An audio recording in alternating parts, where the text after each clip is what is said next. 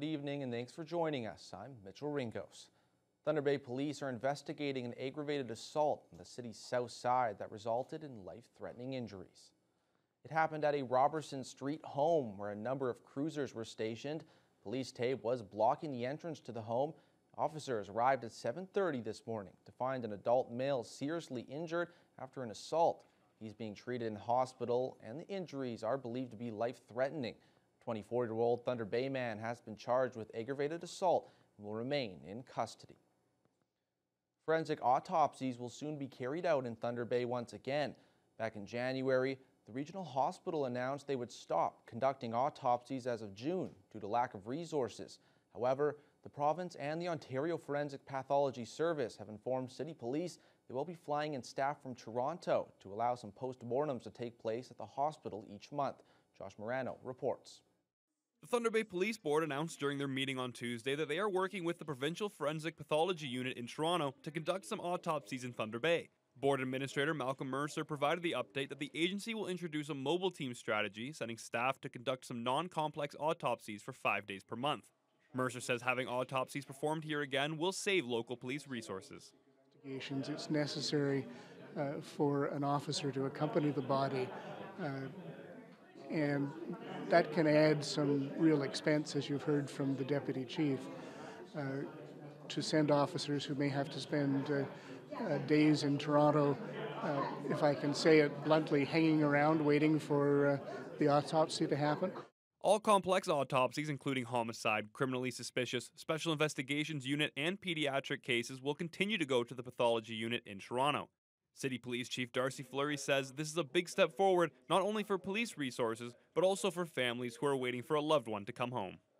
We have had some really good conversations with the chief coroner, with the pathologist, with the hospital, just on our needs as far as an agency, and of course what that means to the community as far as having these processes done on time or timely. So we do have other pieces involved in this where we're going right now as far as making sure that we have our needs met early and as quickly as possible so that we can ensure the families are getting their loved ones back in a timely manner, and that our investigation processes are continually moving forward as fast as they can. As the Chief Coroner and the Chief Forensic Pathologist described it, we're talking about complex autopsies that need the specialized facilities and specialized pathologists. The Thunder Bay Regional Hospital will provide the space for the visiting pathologist to conduct the autopsies. In 2022, City Police held the scenes of 16 deaths for several days where autopsies were performed in Toronto. 14 of those also had an officer accompany the body at a total cost to the police force of over $300,000. Josh Morano, TBT News. Ontario's Special Investigations Unit is looking into a recent incident in Thunder Bay in which a teenage girl was allegedly injured during an interaction with City Police. Officers had responded to a domestic incident in the River Terrace area on September 7th. A 17-year-old female was arrested and taken to the police station.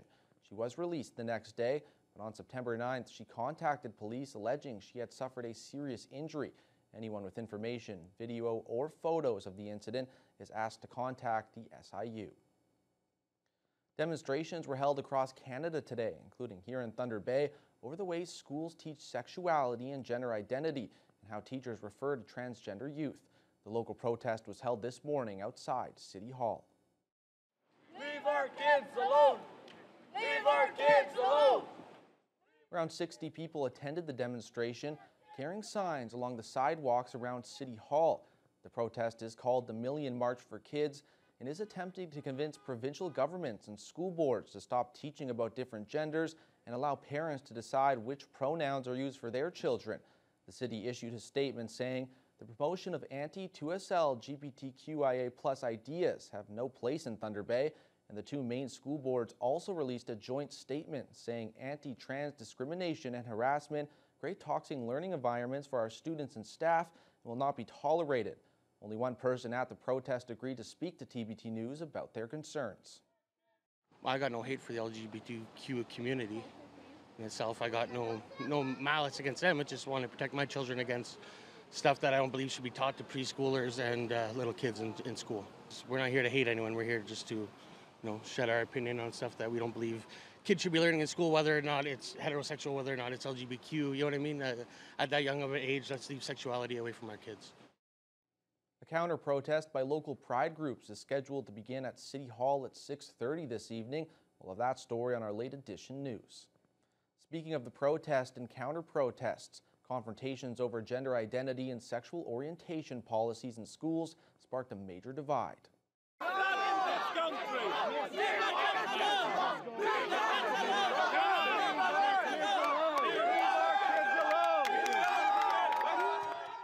Those visuals are from Ottawa, but similar scenes are also playing out in Toronto, Montreal, Vancouver, and elsewhere.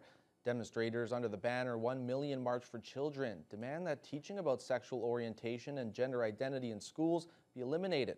But there are also crowds of counter-protests who say the march is homophobic and transphobic. Alison Hurst reports from Toronto. Protests under the banner 1 Million March for Children say they're advocating for the elimination of sexual orientation and gender identity curriculums in Canada. My 5-year-old granddaughter talks about masturbation. They teach them about sexuality. I don't think a 5-year-old and 6-year-old should learn this kind of stuff. I believe that teaching about gender identity and sexual orientation as part of a broader curriculum is important. But I think it's important because it is about being inclusive and making sure that all kids feel safe and included. A counter-protest is also underway by advocates who say Canadians need to stand up for the LGBTQ2S+ community outside of Pride events. We're not going anywhere! The group marched to Queen's Park saying they want to make it clear hate has no home in Ontario. It's incredibly dangerous what's happening in society and the pushback of and lack of acceptance of trans youth and trans people in general and the LGBT community. And I think we all need to support it so that we're just a better place for society. There are protests planned in at least 80 cities across Canada. Toronto is a caring and welcoming place for everyone, including LGBTQ neighbors and young people. So there's no room for hate in this inclusive city of ours. The Education Minister released a message saying the government is committed to the safety and well-being of all children in Ontario schools, irrespective of your faith, heritage, sexual orientation, or color of skin. A Red Lake man is facing multiple charges after OPP executed a search warrant at a local residence on September 9th. Police located a sawed-off 12-gauge shotgun with serial numbers removed, along with ammunition and a replica revolver. Officers also found a quantity of meth and cash. The 59-year-old suspect has been charged with numerous weapon offenses, along with possession of proceeds of property obtained by crime. The man remains in custody and is scheduled to appear in court in Kenora for a bail hearing at a later date. The ongoing shortage of hospital staffing in Ontario is becoming a growing concern for many as flu season and new COVID strains arrive. The healthcare wing for CUPE says there's been just a 0.4% annual increase in hospital staffing province-wide since 2020, which they say isn't enough to handle a surge in patients. But the president of Thunder Bay Regional Hospital, Rhonda Crocker-Ellicott, says they have plans in place for exactly these situations. We've brought in over 150 community commitment to nursing into our organization, so we have over 100 new staff. We're in a much better position to be able to support the environment that we're creating in order to really mitigate the impact on seasonal flu or any other respiratory illness. Since 2022, CUPE has reported more than 145 emergency room closures due to staffing shortages in Ontario hospitals. With the flu season picking up soon, many fear the same for Thunder Bay Regional. However, even through COVID and last year's flu season, the hospital managed to have enough staff to continue to serve their patients and keep the ER open. Crocker-Ellicott says that experience will help them with this upcoming season. We have great surge plans in place. We've learned a lot over the last couple of years, and we've really been able to pivot and shift as needed by our community and our region. And it's the same situation all over again. However, we're in a much better position from a staffing perspective to be able to respond and create an environment that supports both our staff as well as the needs of our community and our region. Crocker-Ellicott adds they always have a call out for new staff and urges those who are willing to fill vacancies to apply through the hospital job board. The Victoria Inn Hotel and Convention Centre on Arthur Street is officially under new management. The multi-million-dollar deal sees a pair of Northern Ontario First Nations as the new majority stakeholders and owners. The ribbon-cutting ceremony was held at the hotel last night. Joe Sadowski was there and has the details. 2, 3. Cut. The sale of the Victoria Inn Hotel was announced back in May. The price tag was $31 million, and the new owners are the Naganiyang Limited Partnership, which is owned by Michipekatan First Nation near Wawa and the Katchawinan First Nation near Fort Francis. Michipekatan Chief Patricia Tangi says her #1 priority is meeting the needs of their guests. We need to understand what our citizens' needs are as far as clientele who come here and who spend a lot of time here. What are their needs? Are we meeting all of their needs? And if not, what's missing? And maybe that's what our focus area should be, is on what's missing.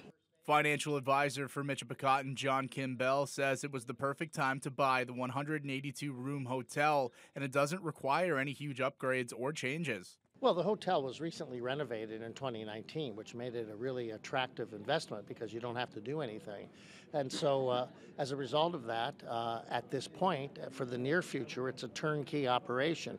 It doesn't require upgrades. It doesn't require a lot of renovations or anything. It's all been done. So it was a perfect time to buy the hotel.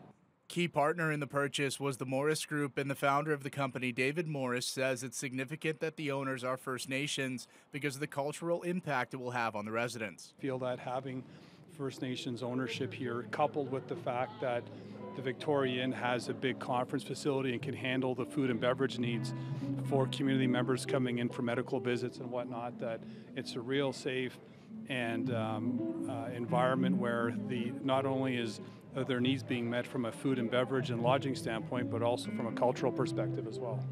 Joe Sadowski, TBT News. Well,